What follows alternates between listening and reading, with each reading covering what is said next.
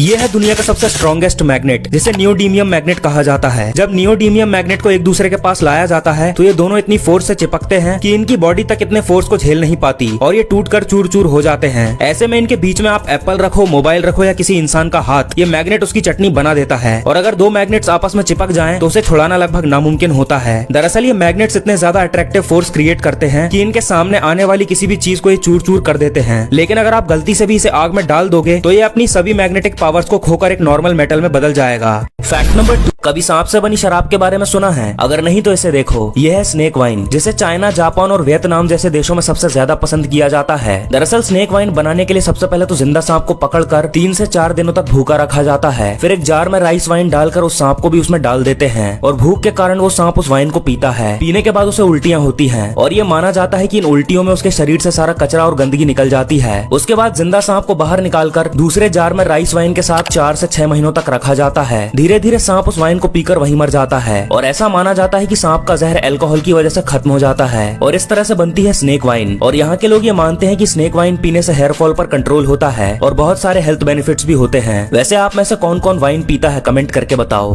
Fact number 3, अगर आप किसी ईगल को ये मास्क पहने हुए देखो तो समझ जाओ कि वो ईगल खतरे में है। दरअसल इस चीज को फैल्कन हुड कहते हैं और ये मास्क ईगल को इसीलिए पहनाए जाते हैं ताकि इनकी आई साइट ब्लॉक हो जाए। दरअसल कई सारी कंट्रीज में ईगल को पालतू बनाया जाता है, पर इनको पालतू बनाना कुत्तों जैसा आसान नहीं है, बल्कि ये इतने खतरनाक होते हैं कि बड़े बड़े जानवरों को भी नहीं छोड़ते। और जब इनको जंगल से पकड़कर लाया जाता है तब ये काफी ज्यादा एग्रेसिव होते हैं, इसलिए तुरंत इनको ये हुड पहना दिया जाता है ताकि इनको कुछ दिखाई ना दे और धीरे धीरे इन्हें इंसानों के साथ रहने की आदत लगाई जाती है। फिर बाद में ये मास्क खोल दिए जाते हैं और ये इनके ट्रीटमेंट के दौरान भी पहनाए जाते हैं। वैसे क्या आप भी इस तरह से ईगल को पालना चाहेंगे? कमेंट करके जरूर बताना। फैक्ट नंबर 4, दोस्तों नारियल काटने का ये तरीका तो आपने कई बार देखा होगा, लेकिन ये है कोकोनट कटिंग मशीन। ये मशीन एक ही झटके में पलक झपकते ही नारियल को 2 हिस्सों में काट कर अलग कर देती है। इस मशीन की मदद से आप बहुत सारे कोकोनट्स जल्दी जल्दी काट सकते हैं और इसमें कोकोनट वाटर भी अलग निकल जाता है। इस कोकोनट वाटर को अलग करके छान लिया जाता है और पल्प को भी अलग कर लिया जाता है। फिर इस पानी को ग्लास में भरकर बेचा जाता है। ये जो कोकोनट वाटर होता है वो काफी हेल्दी और टेस्टी होता है। वैसे क्या आप भी नारियल पानी पीना चाहेंगे? कमेंट करके जरूर बताना।